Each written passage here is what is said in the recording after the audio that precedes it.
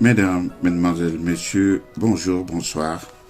Nous sommes heureux de vous retrouver une fois de plus pour passer cet agréable moment que j'espère bien vous aimez et moment auquel nous avons pris habitude de communier ensemble au travers de la parole de Dieu. Dans cette rubrique que nous appelons études bibliques.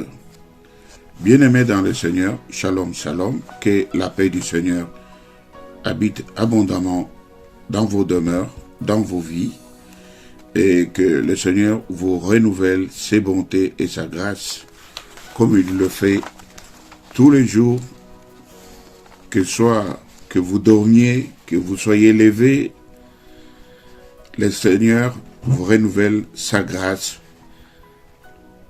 d'abord par le témoignage du renouvellement du souffle de vie, de la force, du bien-être, du mouvement, et pour plusieurs, il pourvoit à ce que vous ne manquiez pas de quoi manger, de quoi boire, de quoi vous vêtir. Ça, c'est l'attention particulière que Dieu attache et accorde à chacun d'entre nous. La Bible dit que sa générosité s'étend même au point que même les méchants qui ne connaissent pas Dieu, Dieu le fait bénéficier de mêmes grâces. C'est-à-dire, ils ont tous 24 heures, comme vous et moi. Ils ont tous le soleil et la pluie. Et leur travail, selon le principe de Dieu, qui dit que tout travail procure l'abondance, s'ils se mettent à travailler, ils vivent sous ce principe de la sémence et de la moisson, ils sèment et ils moissonnent aussi. Ça, c'est dans la générosité tout à fait généralisée que Dieu accorde à tout le monde. Mais sachons bien que, au-delà de cette générosité, Dieu a les siens.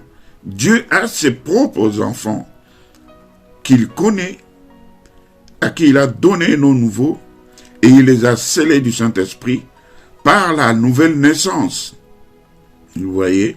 Et ceux-là, je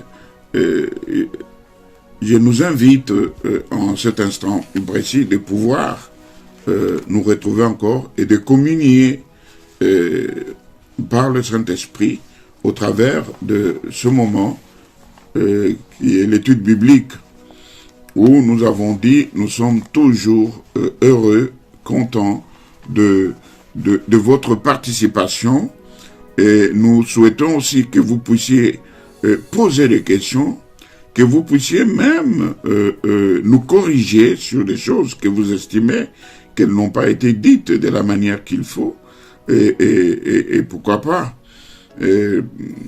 venir aussi nous retrouver dans nos installations pour que nous puissions faire des partages assez profonds sur ces études. Nous sommes tous des disciples. Notre unique maître, c'est Jésus-Christ. C'est de lui que nous tenons les enseignements, les commandements, les préceptes, les orientations, les conseils, et personne ne peut s'en détourner, et personne ne peut les tordre, et personne ne peut les appliquer en moitié selon sa préférence. Vous êtes un bon disciple, vous vivez avec les sentiments identiques qui étaient dans le Seigneur, parce qu'il est notre modèle. Je vous salue et je vous rappelle que nous sommes encore dans notre chapitre dont le thème était la libéralité dans l'église locale. Et dans ce chapitre de libéralité dans l'église locale, nous avons vu les prémices, nous avons vu les dîmes, nous avons vu les offrandes. Et aujourd'hui, nous voulons voir les aumônes et les actes de charité. Et le premier point sera la manière de pratiquer, de comment donner au Seigneur, et comment Dieu bénit ceux qui donnent et ceux qui pratiquent ses œuvres d'une manière digne, sans murmure, et avec libéralité. Donc, ici, je voudrais d'abord survoler un peu rapidement parce que je ne veux pas entrer en profondeur. Et pour cela, je nous ramène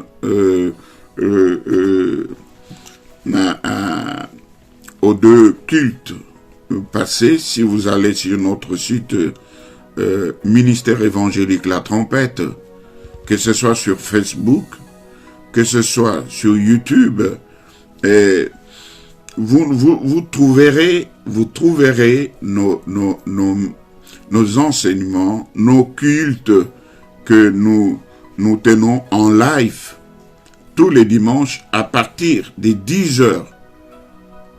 Le culte commence, mais le message passe à partir de 11 heures. C'est juste 45 minutes. Vous pouvez nous suivre pendant 45 minutes, 50 minutes tout au plus. Le message va passer. Donc, il passe sur les antennes ou sur les réseaux sociaux à partir de 11 heures. Donc, vous vous connectez à partir de 11 heures. Tous les dimanches, vous êtes en direct avec nos cultes. Et vous pouvez les revoir si vous les avez loupés. Vous pouvez les revoir sur Facebook ou sur YouTube en mettant l'adresse Ministère évangélique La Trompette. Vous pouvez revoir les cultes que vous avez loupés. Et ainsi, le dimanche passé, donc le 5 décembre, et le dimanche précédent, l'apôtre Jean Denis, qui est le visionnaire et le pasteur principal de l'œuvre, nous a emmené dans un enseignement sur un thème assez important qui consistait dans ce qui concerne en ce qui concerne les libéralités, les actes de foi, dont le sujet principal était la générosité, donc la pratique de la générosité. Donc, je voudrais à ce propos dire que dans notre thème aujourd'hui, qui concerne les aumônes et les actions charitables, excusez-moi, les actions charitables. Et à propos des actions charitables, je veux dire ceci, que la charité, comme vertu, elle est, je préfère l'appeler la vertu reine. C'est-à-dire que de toutes les vertus qui puissent exister, la vertu reine, c'est la charité.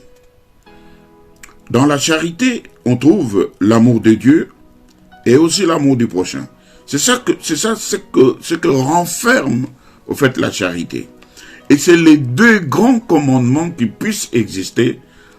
Aime Dieu de tout ton cœur, de toute ton âme, de tout ton esprit. Et aime ton prochain comme toi-même. Donc, ces deux grands commandements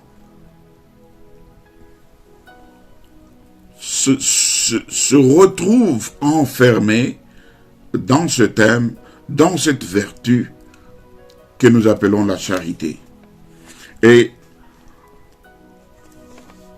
cela, nous le ramenons maintenant dans la perspective chrétienne. Elle est une vertu que la théologie nous amène, est une vertu par laquelle la théologie nous amène à comprendre ou à réaliser, à mesurer, à évaluer l'amour qu'un enfant de Dieu doit avoir premièrement envers Dieu. Et cet amour, c'est un amour qui consiste en ce qu'il est au-dessus de toute chose. Donc l'amour qu'on témoigne à Dieu, l'amour qu'on porte pour Dieu, l'amour qu'on a de Dieu, mais qui est un amour qui dépasse toute autre chose, qui est au-dessus de toute autre chose. Et pour son prochain, donc la charité, c'est aussi cet amour que l'on a pour son prochain, donc l'amour de Dieu. Et donc, on se dit, j'aime mon prochain comme moi-même. Vous vous rendez compte? Donc, tel tu t'aimes, tel tu aimes ton prochain. Ainsi, nous pouvons le lire dans 1 Corinthiens chapitre 13, du verset 1 à 7. Je ne vais pas prendre trop de temps parce que nous courons aussi après le temps, mais vous pouvez lire dans 1 Corinthiens chapitre 13, du verset 1 à 7.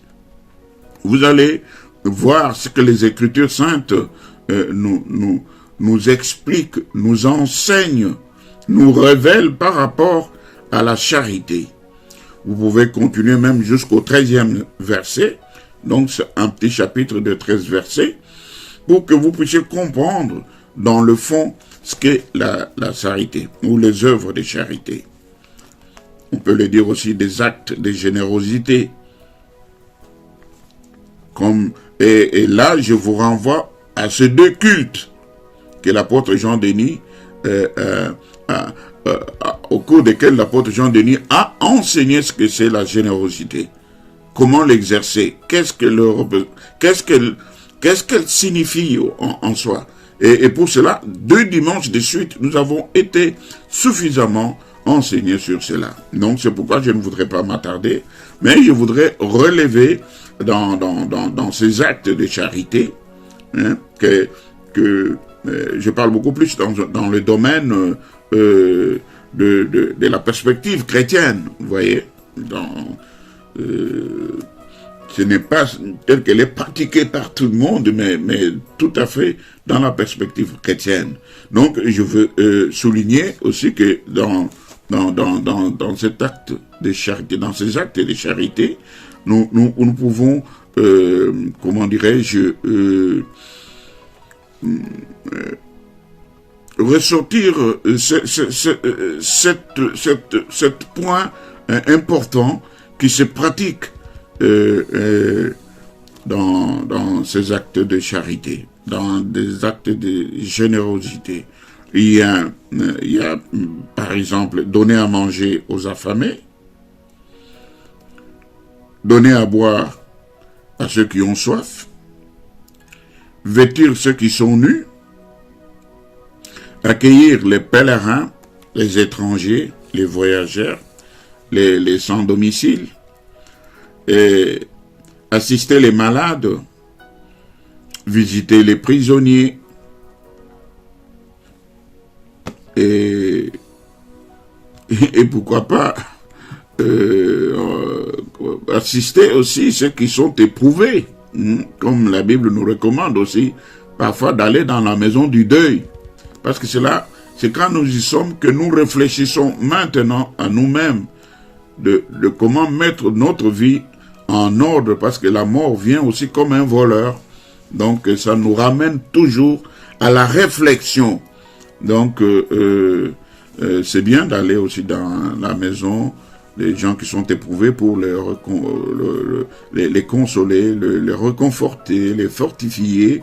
Et c'est aussi une grande interrogation pour nous, parce que si vous n'avez pas mis votre vie en ordre et que cet événement survient dans votre vie, ne pensez pas que vous aurez une deuxième session pour vous rattraper et pouvoir mettre votre vie en ordre. Je ne le pense pas. Donc le Seigneur était mort une fois pour toutes pour les péchés du monde.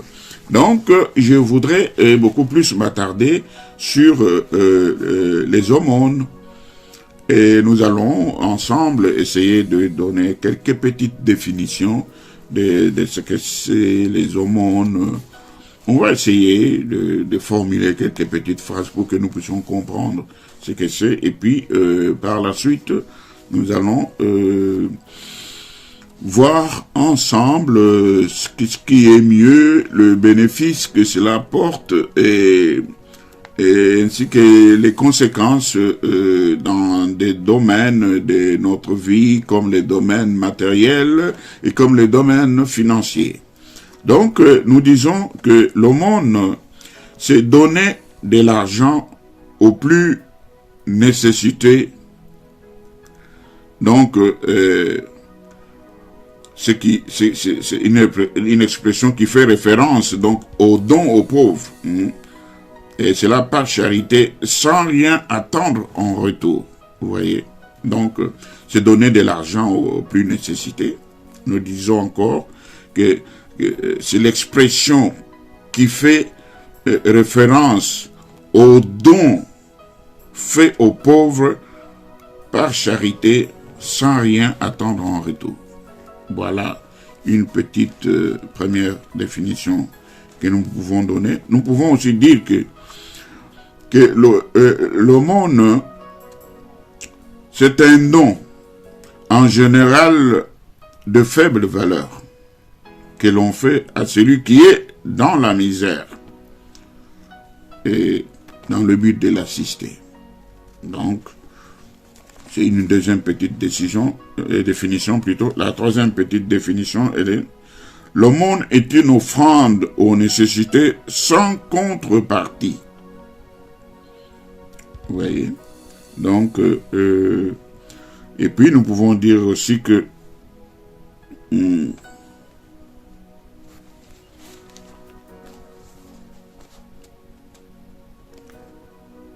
nous verrons la forme comment dirais-je, de la bonne aumône.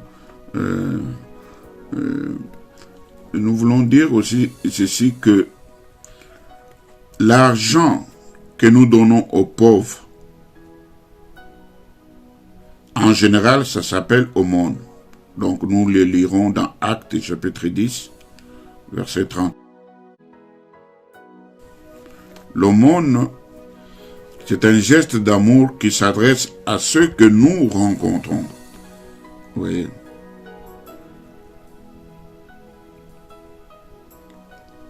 Donc, ayant parcouru ces quelques petites définitions,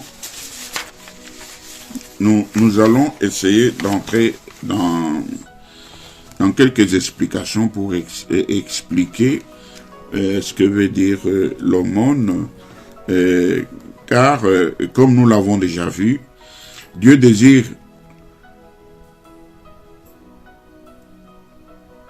dans son amour, dans sa bonté, que tout enfant de Dieu qui pratique l'aumône puisse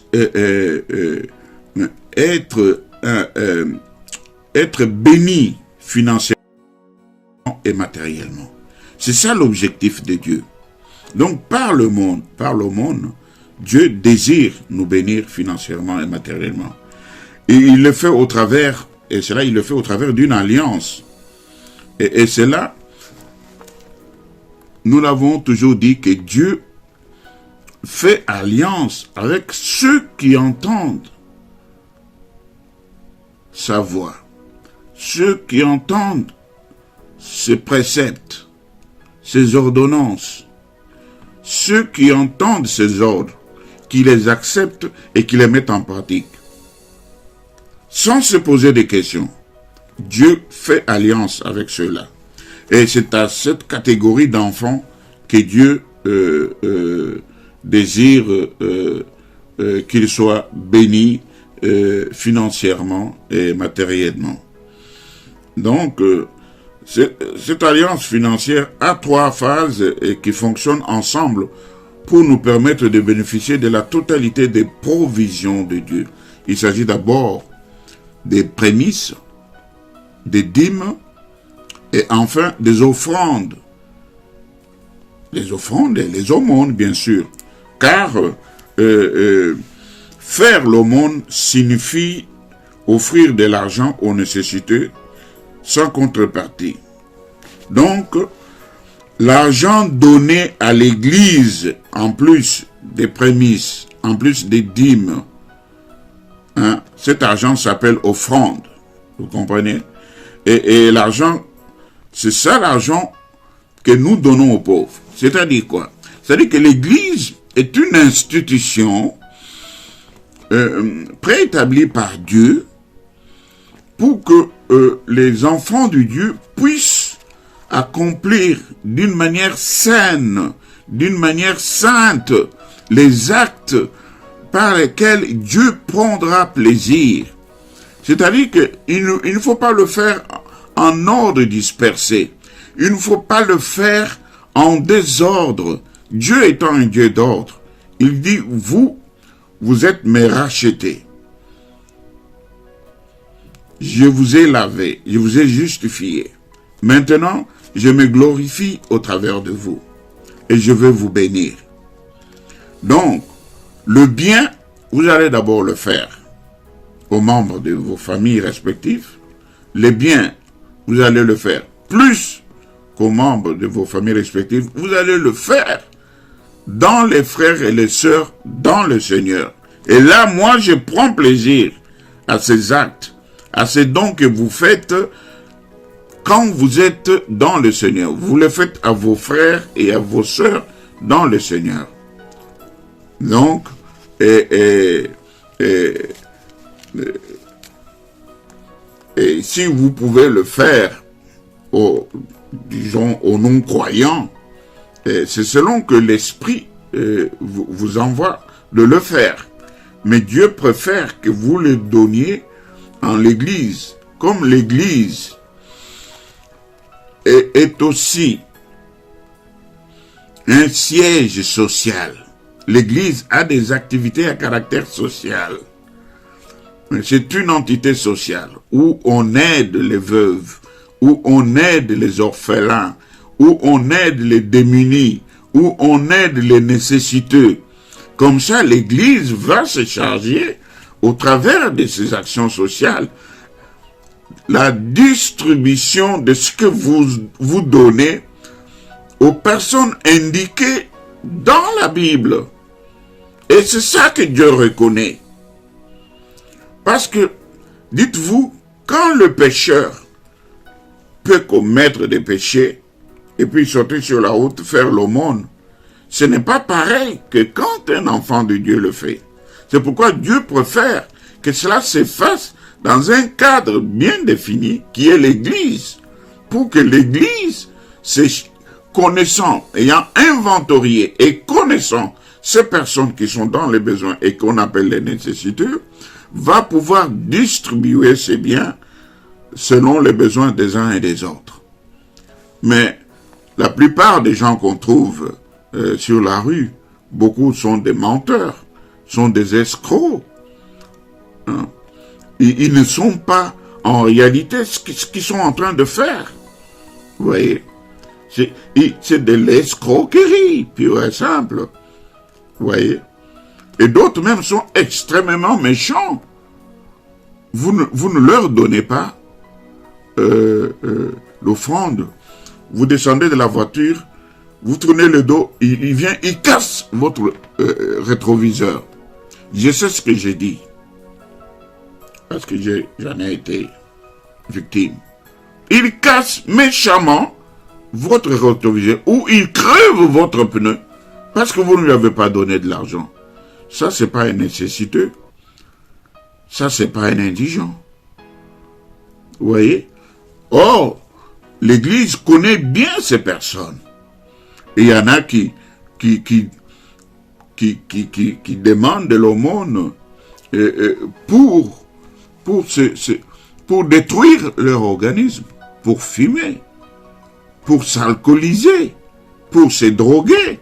Et vous êtes là à leur fournir la facilité pour qu'ils continuent à s'autodétruire. Est-ce que vous voyez un peu, mes bien-aimés? Donc, c'est pourquoi nous vous conseillons de faire l'aumône dans l'église ou dans des associations qui sont dans dans vos quartiers, qui connaissent tous ceux qui viennent vers eux dans une démarche honnête, sincère, qui se sont enregistrés et dont on a fait des enquêtes et confirmé leur réel état de besoin et de nécessité. Et à ces personnes-là, lorsqu'il y a de l'aide, on oriente. Ce n'est pas que parce que vous trouvez quelqu'un sur la rue, assis, avec un enfant qu'il porte du matin au soir, et que vous puissiez croire que c'est une personne qui veut de l'aumône. D'ailleurs, ces personnes, ils n'envoient même pas les enfants à l'école. Or, l'école est gratuite. L'école est gratuite. Au lieu d'apprendre à ces enfants à faire les rues, à faire les poches des gens, parce qu'ils finissent par être des grands voleurs. Ils vous distraient à gauche, ils vous volent à droite. Ils sont tout petits. Demandez à la police, ils vous en diront plus. Et eux, ils envoient les enfants à voler parce qu'ils savent que la police ne les arrêtera pas. Vous comprenez? Ces personnes, c'est pourquoi je les appelle des menteurs, des escrocs. Ils ne sont pas honnêtes dans leur demande. Mais s'ils se font enregistrer, il y a beaucoup d'associations ici dans la ville qui pourvoient et qui surviennent aux besoins de démunis. Et ils peuvent être aidés et assistés. Parce que dans notre pays où nous vivons, tout est bien organisé. On sait s'occuper de tout le monde. Personne ne peut dire qu'on ne s'occupe pas de lui. Ce serait un mensonge. Donc, nous disons que l'argent donné à l'Église, en plus des prémices, en plus des dîmes, donc nous l'appelons offrande. Mais dans les offrandes, nous y associons l'aumône et les actes de charité. Donc, nous pouvons pour cela lire dans les Actes chapitre 10, verset 31. Bon, permettez, je vais lire dans la version du français courant. Tout à coup, l'homme aux vêtements resplendissants se trouva devant moi et me dit, Corneille, Dieu a entendu ta prière et n'a pas oublié les aumônes que tu y as apportées aux pauvres. Alléluia. Vous comprenez ici, bien-aimés, et ici, on témoigne d'une récompense, d'un bienfait que Dieu accorde à une personne qui vivait dans la pratique de l'aumône, qui aidait les démunis, qui aidait les pauvres, qui assistait les pauvres, quelqu'un qui était quand même élevé en dignité. Et cette personne s'appelait Corneille. Elle pratiquait beaucoup l'aumône. Et Dieu a vu cela. Parce qu'il le faisait de bon cœur. Il ne murmurait pas. Il ne voulait pas se prévaloir. Il ne voulait pas se faire montrer que lui était celui qui faisait de l'aumône. Mais il le faisait en toute simplicité. C'est pourquoi Dieu s'est souvenu de ses œuvres qu'il faisait dans la pratique de la justice. Il en avait pour lui. Et ce qui était en plus, il le partageait avec les nécessités et ce qui était dans le besoin. C'est ainsi que Dieu le visita.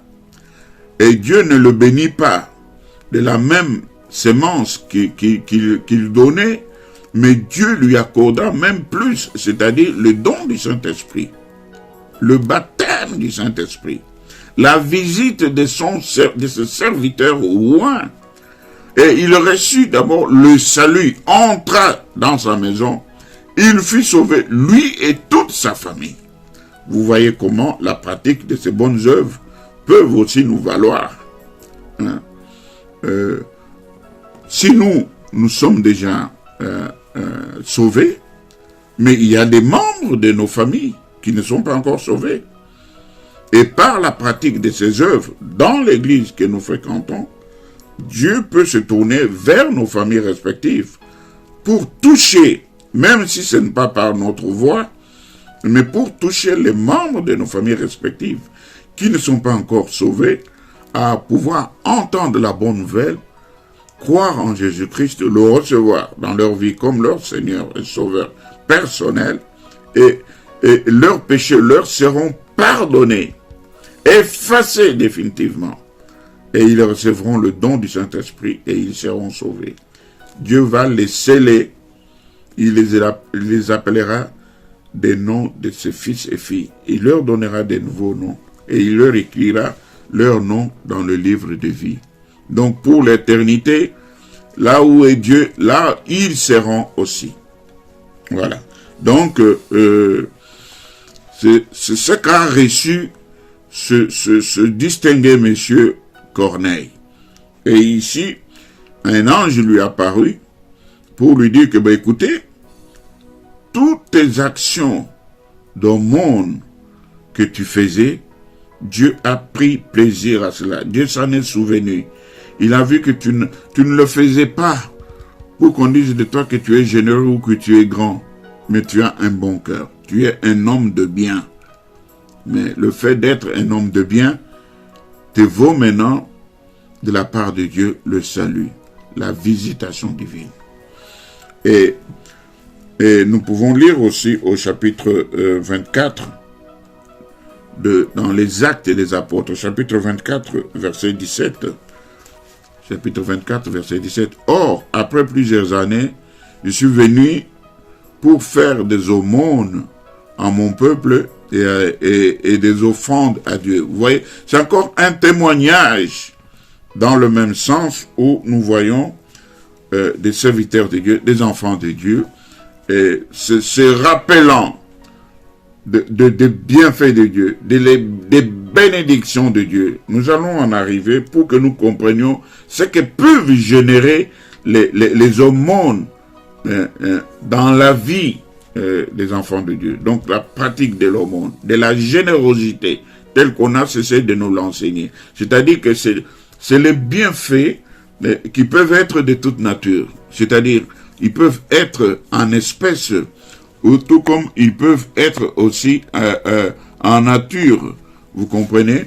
Donc, la pratique de ces bonnes œuvres, quelle que soit leur nature, peuvent générer d'abondantes bénédictions qui ne sont pas seulement de même espèce, mais qui vont au-delà même de ce qu'on donne. Vous vous rendez compte, Corneille faisait l'aumône, il aidait les gens, mais cela lui a valu le salut. Non seulement le sien, tout seul, mais celui des membres de sa famille. Vous comprenez? Mais comment Dieu peut étendre et élargir ces bénédictions au-delà de toute attente. Et nous lisons aussi Actes chapitre 9, verset 36. Dans Louis II, il dit ceci. Il y avait à Jaffa, parmi les disciples, une femme appelée Tabitha, c'est-à-dire Dorcas. Dorcas, ça veut dire gazelle. Bon, ce n'est pas le sujet de notre explication maintenant. Elle faisait beaucoup de bien et donnait de son argent aux pauvres. Donc, elle faisait de l'aumône. Vous voyez? Ça, c'est une disciple du Seigneur. Mais vous savez ce que cela lui a valu? Elle était couturière. Elle cousait des tissus, elle donnait gracieusement aux nécessités, aux gens qui en avaient besoin. Elle bénissait les gens, elle les donnait. Elle donnait beaucoup. La Bible déclare qu'elle faisait beaucoup de bien. Et en plus de ça, quand elle cousait, les gens qui lui payaient, les gens de distinction qui venaient payer ses services, elle prenait aussi de cet argent, elle donnait aux pauvres. Un jour, elle fut frappée de mort. Elle mourut. Et les gens de la ville, quand ils virent cela, ils pleurèrent Tabitha jusqu'à ce qu'il n'ait plus de larmes. Et certains d'entre eux apprirent que Pierre était dans les environs, il était dans les villes voisines. Ils coururent jusqu'à Pierre. Il dit, Pierre, ne tarde pas ici. Nous avons un grand deuil, presque un deuil national. Tabitha n'est plus. Mais si Tabitha n'est plus, qui nous viendra encore en aide? Qui nous viendra encore en aide? Parce que nous n'en avions pas deux, comme Tabitha. Que deviendront tous les pauvres? Que deviendront les nécessiteux? Qui autre leur donnera de l'aumône? Qui autre nous donnera des vêtements pour nos enfants, pour le foie? Et même des couettes pour nous protéger contre le froid dans nos maisons, dans nos lits. Tabitha nous donnait tout cela. Alors Pierre alla, il pria, il trouva Tabitha étendue, il cria, Tabitha, lève-toi. Et Tabitha revint à la vie. Regardez, à cause de ses œuvres, à cause de ses bienfaits, à cause de ce qu'elle pratiquait en faveur des plus démunis, des nécessités, des pauvres, cela lui a valu des années de vie en plus. Est-ce que vous comprenez? Parce que quand une personne meurt, c'est-à-dire qu'elle meurt à un âge, mais quand elle revient à la vie, elle augmente le nombre d'années de vie qui, si elle n'était pas revenue à la vie, et on ne dirait pas qu'elle a vécu autant d'années. Le nombre d'années de vie qu'on lui donnera, qu'on lui déterminera, seront cette fois-ci plus que au moment où on aurait considéré la date où elle était morte si elle ne fut pas ressuscitée. Donc vous comprenez, pour le cas de Tabitha, elle a mérité la résurrection. Allez-y comprendre ce que Dieu est capable de faire quand nous pratiquons l'aumône. Comme nous pouvons le lire à divers endroits dans la Bible, donner aux pauvres était une pratique très courante parmi les Juifs et aussi parmi les chrétiens. Parce que lorsque nous lisons dans les Actes des Apôtres, nous voyons comment les chrétiens, lorsqu'ils étaient ensemble, d'autres vendaient leurs propres biens et amenaient le fruit et le produit de la vente et le mettaient aux pieds des apôtres. Et les apôtres prenaient et distribuaient ça à tout le monde selon ses besoins, d'où l'on disait qu'il n'y avait ni pauvres ni indigents au milieu des chrétiens, au milieu des premiers chrétiens dans l'église primitive, parce que ils étaient généreux, ils avaient tout en commun. Ceux qui en avaient en plus le mettaient à la disposition des autres, vendaient même des biens et apportaient l'argent, et tout cela, ils le donnaient aux apôtres. Donc, ils amenaient dans l'église pour que l'église se charge d'en donner à ceux qui étaient plus nécessités et qui étaient dans le besoin, vous voyez. Donc, c'est ainsi que, pour le cas de Corneille et de Tabitha, ces deux disciples que Dieu et les apôtres ont approuvés sont qualifiés de personnes pieuses. Et cela à cause de deux choses, de leur prière à Dieu et de leur aide matérielle et financière apportée aux pauvres du pays. Est-ce que vous avez compris? Donc, ces attitudes, donc faire l'aumône, prier aussi, quand nous avons des moments d'intercession, le lundi, le mercredi avec les mamans, le lundi pour toute l'église, et vous savez, à cause des dispositions, des dispositifs prises par le gouvernement dans le souci de la pratique des mesures barrières, maintenant la prière d'intercession s'est faite par Zoom. Donc vous êtes dans votre maison, vous n'êtes pas appelé à vous déplacer, mais vous pouvez vous connecter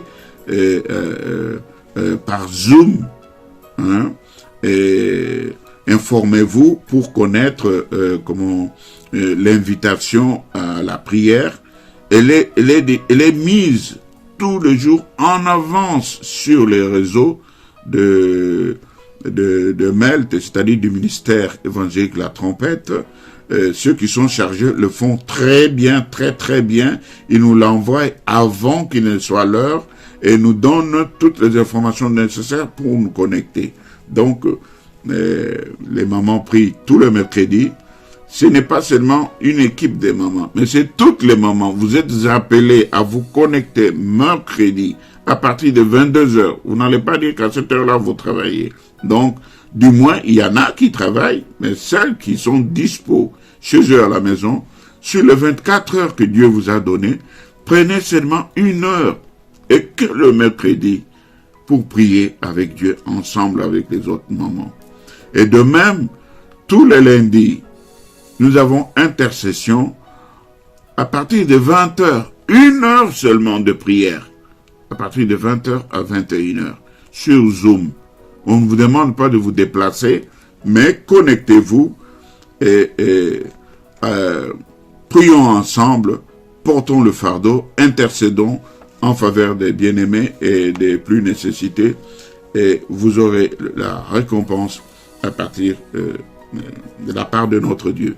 Ici, nous sommes en train de voir les récompenses que Dieu donne à cause de la pratique de ses œuvres. Aujourd'hui encore, faire des aumônes, c'est-à-dire donner aux pauvres de l'argent, mais aussi de leur apporter du soutien matériel, c'est-à-dire des vêtements, des nourritures, l'hébergement, par exemple, fait partie des devoirs des croyants, chacun selon ses moyens. Donc, nous pouvons pratiquer ces choses. Aujourd'hui, cela est d'actualité. Ça ne change pas. Nous devons le faire. Et c'est demander à tout enfant de Dieu, dans la pratique d'une vie chrétienne normale, d'appliquer, de réaliser ces choses. Nous pouvons faire des aumônes aux personnes croyantes dans les besoins aussi, mais aussi aux autres qui ne sont pas forcément chrétiens et qui ne fréquentent pas la même église que nous. Toute personne qui manque des choses essentielles ou du confort minimal est éligible pour recevoir nos dons. Un sans-abri dans la rue, une maman célibataire qui n'a plus rien pour faire, pour finir tenir les 2 bouts du mois et faire manger ses enfants, une personne âgée dans le manque, les personnes vivant dans des logements insalubres, etc. Il n'y a aucune distinction d'origine ou de religion quand il faut pratiquer la générosité, quand il faut pratiquer l'aumône ou les actes de charité. Donc Dieu prendra en compte nos dons, même s'il s'agit de personnes non croyantes. Donc, et qu'est-ce qui se passe alors? Disons d'abord en Proverbes chapitre 19, verset 17. La personne qui donne aux pauvres prête au Seigneur et le Seigneur la récompensera. Alléluia. Vous voyez le deuxième avantage qu'il y a à pouvoir faire l'aumône. On dit, la personne qui donne aux pauvres, on ne dit pas qu'il donne aux riches. Ici, la catégorie des personnes à qui nous pouvons donner est bien définie. Si vous ne connaissez pas des pauvres, si vous n'en trouvez pas dans votre quartier, si vous n'en trouvez pas sur votre chemin, peut-être parce que vous habitez vos villas lambrissées, vous habitez vos quartiers riches, où il n'y a pas de pauvres, où il n'y a pas de nécessiteux, venez faire vos dons dans les églises, dans les associations. Elles se chargeront de distribuer, parce que nous avons nos portes tous les jours ouvertes. Ces gens viennent vers nous. Nous sommes accessibles. Nous sommes très accessibles. C'est pourquoi venez nous voir. Apportez. Vous qui n'avez pas le temps de faire les rues, nous entrons dans les métros. Vous pouvez nous retrouver dans les... mais d'une façon bien organisée, avec les autorisations de la mairie, bien sûr. Vous pouvez nous retrouver dans des stations de métro, dans des arrêts bus, dans des endroits populaires, même dans des parcs. Et nous, nous connaissons ces personnes qui viennent toujours vers nous, qui viennent nous demander, et nous pouvons distribuer votre surplus et à toutes ces personnes de la manière qu'il faut, de sorte qu'il n'y ait pas des indigents ni des pauvres au milieu de nous. Vous savez, si vous faites ces actes, Dieu s'en souvient et Dieu vous bénit aussi. Donc vous êtes des hommes de bien. Même si vous n'êtes pas chrétien, mais la Bible vous appelle gens de bien. La Bible vous connaît. Et il vous colle même un qualificatif. Vous êtes les gens de bien. Et Dieu agrée ce qu'apportent les gens de bien. Parce que Dieu les nomme ainsi. Et ce que vous donnez servira à bon escient. Donc, c'est pour dire que vous les personnes qui avez des moyens, nous avons des associations, nous venez aussi dans nos églises, au lieu où nous sommes, et nous formerons une équipe homogène, nous et vous. Nous recevrons de vous tout ce que vous serez disposés de donner, parce qu'il y en a toujours qui ne sont pas pareils à vous, mais qui s'en contenteront. Et Dieu se réjouira de ce que personne n'aura foi, personne n'aura faim. Et nous avons vu, l'apôtre nous a montré comment ceux qui sont, j'ai dit ici, comment dire, donner à boire à ceux qui ont soif, donner à manger à ceux qui sont affamés, vêtir ceux qui sont nus, accueillir les étrangers, les pèlerins, assister les malades, visiter les prisonniers et même ensevelir les morts, vous voyez. Donc toutes ces choses que vous ne pouvez pas faire, mais nous sommes disposés. Nous avons des branches bien spécialisées au sein de notre église et au sein de notre association. Nous avons aussi une association qui fait cela. Vous n'avez qu'à venir au ministère évangélique La Trompette. Notre adresse s'affiche et vous apportez vos dons, vous apportez vos dîmes, vous apportez vos actions de libéralité, vos actes de charité, vos aumônes, nous les distribuerons et vous savez, ne vous inquiétez pas, parce que même si vous apportez vos dîmes, nous vous donnerons un reçu que vous pouviez même présenter au service des impôts pour montrer que vous donnez de l'argent aux pauvres, aux églises pour assister les pauvres. On vous donnera un reçu pour cela. Donc, rien n'est perdu et tout se fait dans la transparence. Voilà. Nous vous encourageons et nous vous attendons nombreux. Notre numéro de téléphone s'affiche. Notre adresse est là. Appelez-nous et nous répondrons et nous conviendrons du lieu et du moment de rencontre. Et nous recevrons de vos mains et de vous tout ce que vous serez disposés d'apporter pour l'assistance aux plus nécessiteux. Ça peut être sous forme financière. Et ainsi, vous pouvez même devenir membre de notre association ou devenir membre partenaire. Donc, un partenaire est celui qui apporte une contribution financière, peut-être d'une façon mensuelle, peut-être d'une façon bi-hebdomadaire, peut-être trimestrielle, peut-être semestrielle, peut-être annuelle. Vous pouvez garder vos dîmes et puis un an, le jour des prémices, vous venez donner toutes les dîmes que vous avez gardées pendant toute l'année. Donc cela, c'est toujours au mois de décembre.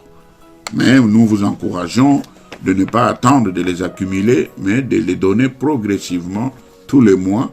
Et vous serez bénis pour cela, parce que nous prendrons bien vos coordonnées, nous prierons pour vous, et vous verrez ce qui va se passer, c'est-à-dire que celui, selon le verset que nous venons de lire, celui qui donne aux pauvres, il prête à Dieu, et le Seigneur le récompensera. Est-ce que vous comprenez? Donc vous ne perdez rien, vous êtes en train de prêter à Dieu, et quand vous prêtez à Dieu, Dieu n'est pas celui qui s'était, Dieu n'est pas seulement celui qui prend sans rendre, mais Dieu récompense.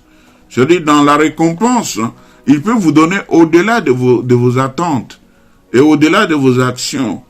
Vous comprenez? Il vous surprend merveilleusement, agréablement. Et comme à chaque fois que nous faisons preuve de générosité, Dieu s'engage à nous le rendre. Lorsque nous donnons de l'argent à une personne qui n'a pas les moyens de nous le rendre, Dieu s'engage, lui, à prendre cette dette-là sur lui et nous la rembourser personnellement. Est-ce que vous comprenez cela? Donc, quand vous donnez l'argent, vous êtes en train d'endetter Dieu. Et Dieu qui voit dans les lieux secrets, il prend l'engagement, il dit, cet argent, il m'a été prêté, mais je vais le rembourser. Donc, un bienfait n'est jamais perdu. Il vous reviendra toujours. Je vous l'assure, monsieur, madame, je vous l'assure, bien-aimé, vous le recevrez, Dieu vous le rendra. En réalité, nous pensons donner nos aumônes. Nous pensons que l'argent donné, nous ne reverrons plus cela. Mais Dieu est tellement bon qu'il nous dit qu'il s'agit en réalité d'un investissement qu'il nous remboursera sûrement. Est-ce que vous avez compris, bien-aimé? Donc, quand nous le faisons, Dieu, il vous dit que vous avez investi. Et cet investissement vous reviendra sûrement. Cet argent, vous ne le perdez pas. C'est comme un compte épargne qui fructifie, vous comprenez. Ce n'est pas seulement un compte épargne, mais c'est un compte qui fructifie de plus en plus. Hein? Et à mesure que vous l'alimentez, lui aussi est en train de, au fur et à mesure que vous l'alimentez. Donc, vous voyez, c'est une très très bonne chose de pratiquer ces œuvres. Nous lisons encore un verset dans 2 Corinthiens chapitre 9 au verset 10. Qu'est-ce que la Bible nous dit? Dieu qui fournit la sémence au semeur et le pain qui le nourrit, vous fournira toute la sémence dont vous avez besoin et la fera croître pour que votre générosité produise beaucoup de fruits. Vous avez compris, bien-aimés? Donc, ces actions, Dieu considère que vous êtes en train de s'aimer et vous semez un seul grain, mais lors de la récolte, vous allez en moissonner 20 fois plus, 50 fois plus, 100 fois plus. Donc, c'est un investissement qui sera fructifié. Vous comprenez? Ici, ce passage que nous lisons, il nous dit que c'est Dieu qui fournit de la sémence au semeur. Le semeur ne fait que s'aimer. Mais lors de la récolte, il la moissonne abondamment. Dans ce passage de Corinthiens, si vous le lisez depuis le début, Paul parle au sujet des aumônes faites par les chrétiens de l'église de Corinthe. Il leur dit que Dieu lui-même leur fournit des semences afin qu'ils puissent être généreux avec les gens dans les besoins. La Bible nous dit donc qu'au fur et à mesure que les grains grandissent, elle commence à former une tige qui devient un tronc, puis des branches, jusqu'à devenir un très bel et grand arbre qui a beaucoup de fruits. Voilà à quoi correspond chaque pièce, chaque billet que vous donnez à une personne nécessiteuse. Vous comprenez? Elle deviendra avec le temps un grand arbre avec beaucoup de fruits. Donc avec beaucoup de billets. Hein. Dans les termes plus contemporains, nos dons aux pauvres nous rapportent beaucoup de bénéfices financiers, mais aussi matériels et spirituels. Donc, nos aumônes sont des investissements financiers. Ok? Deuxième point, nous avons dit que faire une aumône à quelqu'un, c'est prêter à Dieu. Troisièmement, nous venons de voir que nos aumônes sont des investissements financiers. Donc, et nous pouvons aussi lire dans Proverbe chapitre 22, verset 9, les personnes généreuses seront bénies parce qu'elles nourrissent les pauvres. Soyez généreux, bien-aimés, vous serez bénis parce que vous prenez pauvres des nécessiteux et vous prenez plutôt soin. Vous prenez en charge les pauvres et les nécessiteux et vous serez bénis. Quand on dit que vous êtes bénis, donc vous ne manquez de rien. Vous êtes dans l'abondance et vous êtes bénis dans tous les domaines, vous ne manquez de rien. Et Proverbe 28, verset 27 nous dit aussi, la personne qui donne aux pauvres ne manquera de rien, mais celle qui refuse de les regarder sera couverte de malédiction. Tout ce que je veux vous dire, bien-aimés, c'est que évitez d'être couvert de malédiction. Pratiquez la générosité, pratiquez l'aumône. Et le lieu le plus indiqué, c'est les églises, c'est les associations. Nous existons, nous sommes là. Vous avez vu notre adresse, vous avez vu nos numéros de téléphone, vous pouvez nous contacter, même notre mail. Vous êtes un homme de bien, vous avez de moyens, vous avez un bon cœur, un grand cœur, vous voulez partager, nous sommes à votre disposition. Et vous qui êtes déjà dans l'église, sachez que l'église est un endroit idéal où vous pouvez localiser vos aumônes, vos offrandes, pour que cela serve d'abord pour l'œuvre de Dieu et ensuite pour les pauvres, pour les nécessiteux. Donc, soyez abondamment bénis parce que en pratiquant ces œuvres, la Bible déclare que vous serez bénis. Et quand Dieu bénit, il bénit au-delà de toute demande. Il bénit au-delà de toute attente. Il bénit au-delà de tout besoin. Et vous serez comblés à tous égards. La Bible déclare que vous serez incapables de compter les bienfaits de l'Éternel à votre endroit, à votre adresse. Parce que ce que Dieu va vous donner, ce sera abondant, que vous ne serez même pas en mesure de le compter. Soyez abondamment bénis dans vos maisons, soyez abondamment bénis dans l'œuvre de vos mains, que tout ce que vous entreprenez se multiplie, parce que Dieu dit, le précieux trésor de l'homme, c'est l'activité, et que toute activité produit l'abondance, procure l'abondance. Tant que vous êtes dans l'activité, vous serez abondamment bénis. Nous nous retrouverons jeudi prochain à 19h pour encore une étude biblique, certainement pour le dernier point concernant les libéralités dans l'église locale. Que Dieu vous bénisse sur vous. Seigneur Dieu, je te recommande ton peuple et je te recommande tous ces hommes de bien là où ils sont, qui sont touchés par ce partage. Et nous croyons en leur réaction abondante. Toi, Seigneur, qui touches le cœur, tu sais rendre à chacun selon la mesure de ses moyens. Tu es fidèle, la Bible déclare que toi, tu as fait la promesse, tu es fidèle.